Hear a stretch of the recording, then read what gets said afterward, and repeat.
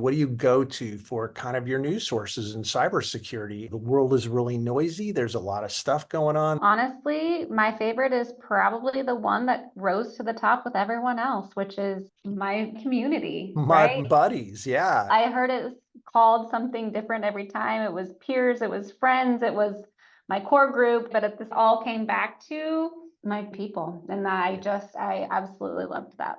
One of my routines is when I drive to work in the morning, I'm listening to my news podcast. And even though they're trying to stay on top of the daily news, they're still never ahead of Mm. the CISO chats. Because even if you haven't heard about it, and you talked about this earlier, is then you go start looking, right? So then there's that instant feedback where with threat intel and news or whatever it is, it's a one-time input. And until you know quite a bit more, but it's where in the constant chatter, it's that kind of back and forth and evolution together as you're Yeah. learning these types of things. Change was a great example of that, of we all went through the same phases together of learning and understanding what was happening, how we were responding, right? And you were able to progress together in that.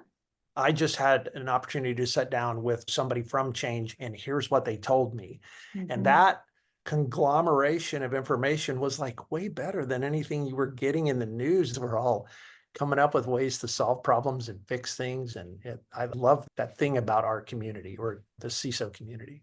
Almost as you're trying to bring new people into the CISO community or new people Mm. into healthcare, as I have the opportunity to meet them, one of my first questions is, how are you connected? Who are you connected with? And so I think if there are newer to healthcare CISOs listening to this, it's which groups can I get connected with, and making sure that if they're not already part of those communities, I think hopefully hearing this is recognizing how important it is for them to become part of that.